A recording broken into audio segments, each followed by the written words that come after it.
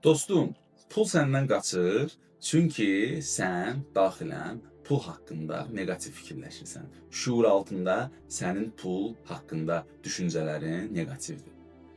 Bu sənə elə gəlməyə bilər. Deyə bilərsən ki, yox, mən axı pul sevirəm, pul istəyirəm, pul həyatımda olsa nələr eləyərəm, puldan mən pul haqqında pis fikirləşmirəm. Xeyr, bu belə deyil. Sən pul haqqında şuuraltı olaraq fikirlərin odur ki, pulu qazanan, çoxlu pulu olan adamlar əyri yollarla qazanıb. Fikirləşə bilərsən ki, təmiz yolla pul qazanmaq mümkün deyil. Sənin genetikanda elə ola bilər ki, pul təhlükə kimi ola bilər. Görürsən, sən məsəl üçün təsəvvürlə gedirsən bankomata, bir təsəvvürlə gedirsən bankomata, tutaq ki, bir bankomatdan bir 5.000, 10.000 pul çıxardırsan. Sən həmən qorxmağa başlayırsan ki, məni vurarlar, öldürərlər, pulu əlimdən alarlar. Bu reallıq deyil. Bu sənin şuur altında yazılan proqramdır. Ona görə dostum, bu olduqca pul həmişə səndən qaçacaq. Pulun səndən qaçmaması üçün bunu eləmək lazımdır. Proqramlarını dəyişmək lazımdır, pulu sevmək lazımdır. Pulu sən verə bilmirsən, pulu sən xərcləyə bilmirsənsə, ürəyin gəlmirsə sən pul verməyə, nəyisə xərcləyəndə ürəklə ala bilmirsənsə, sənin həyatına pul gəlməyəcək. Pula baxışını yerli köklü dəyişməlisən. Pul vasitədir, pul hər bir şey deyil. Bilirsən, elə adi gələ bilər, amma yəqin ki, bilirsiniz ki, çox pul olan adamlar var ki, məsəl üçün, elə insanlar var ki, xoşbəxt deyirlər. Elə bir adam var ki, pulu yoxdur, amma xoşbəxtdir, daxili xoşbəxtçiliyi var. Yəni, xoşbəxtçiliyi pulda deyil. Əlbəttə ki, pul möhtəşəm bir şeydir. Pulu istifadə eləmək lazımdır, düzgün istifadə eləmək lazımdır. Sən fikirləşsən ki, mən pulu qazanaram, özümə xərcləyərəm, onu eləyərəm, bunu eləyərəm, o pul səndə gəlməyəcək axı. Sən o pulu elə xərcləməlisən ki, insanlığa xeyir verəsən, tövbə verəsən, fayda verəsən. Sənin baxış bucağın bu ondan olandan sonra sənə pul gələcək, yoxsa pul səndən qaçacaq. Sənin proqramların pula qarşıdırsa, şuur altında pul negativdirsə, bir-birini insan pula görə öldürürsə, bu pisdir. Pula görə insanlar bir-birinlə münasibətini koruyursa, bu pisdir. Pulla ayrılmağı da bacarmaq lazımdır.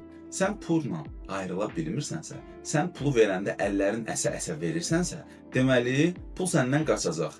Sən məsəl üçün gedirsən restorana, ofisianta çayvoy verə bilmirsənsə və yaxud nə bilim, tutaq ki, yolda bir parking dayanıb orada, səhərdən axşama kimi dayanır, 1 manat ona verməyə sənin əlin gəlmirsə, bu sən kainata kasıblıq, pulsuzluq enerjisi göndərirsən. Sən kainata şuuraltı enerjilə deyirsən ki, ey kainat, mənim pulum yoxdur, mənim əlim gəlmir. Ofisianta pul verim, ehtiyacı olan insana pul verim, parkovşika pul verim, özümə gedib nəsə alıramsa ürəklə xərcləyə bilməyim. Sən kainata göndərirsən ki, kasıbsan, pulun yoxdur, pulsuzsan. Bilirsən, kasıblıq pulda deyil, kasıblıq daxili hissiyatdadır.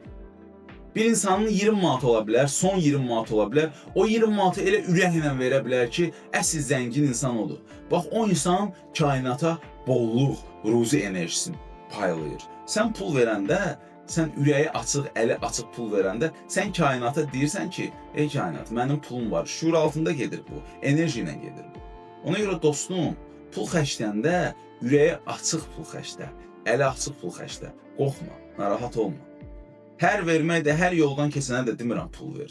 Yəni sən görməlisən, sən bir ağıllı, şuurlu bir insansan. Allah sənə şuur verib. Kimin də oradan da ehtiyacı varsa ver. Bu sənə qarşılığı hökmən gələcək, narahat olma. Ofisianta çayvoy verirsən, artığı gələcək. Bir insana kömək eləyirsən, pulla və yaxud informasiya ilə artığı gələcək. Qorxma. Səni öyrədiblər, pulu bərk tut, saxla. Pulun işləmə qayda qanunu belə deyil. Pulun işləmə qayda qanunu, pul xərcləməlisən. Pul hərəkətdə olmalıdır ki, pul axını gəlsin. Və gəldikcə də sən xərcləməlisən. Nə qədər çox xərclədin, o qədər pul gələcək sənin həyatına. Ən düzgün yanaşma, göstərmək üçün yox, paylaşmaq üçün vermək. Allaha xatir, o insanın köməyi, sənin əlindən, sənin pulundan, o insanın bir köməyi varsa, nə gözəl. Ona görə dostum, bunu bil. Verdiyin pul sənə qayıdacaq. hökmən deyil ki, həmişə pulla qayıdacaq. Xeyr, bu belə olmur. Hərdən pulla qayıda bilər.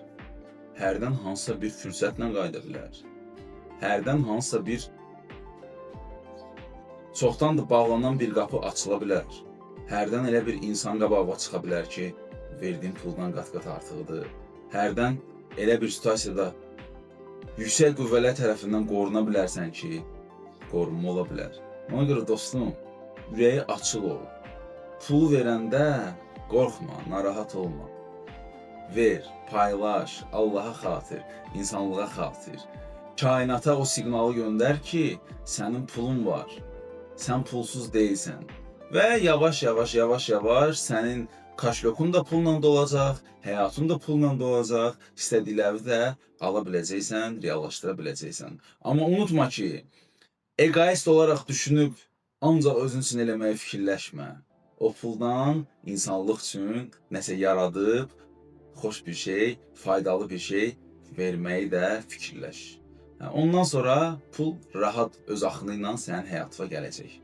Əsl bolluq hissi, pulluluq hissi həm almağı bacarmaqdır, həm verməyi bacarmaqdır, həm idarə eləməyi bacarmaqdır, Allaha xatir yaşamağı bacarmaqdır. Allah səni həmişə həyatında bolluq içində yaşatsın. Çünki onsuz da biz bu həyatda bolluq içində yaşayırıq. Sadəcə bunu dərk eləmək lazımdır. Nə qədər bolluğun içində olduğumuzu sadəcə görmək lazımdır.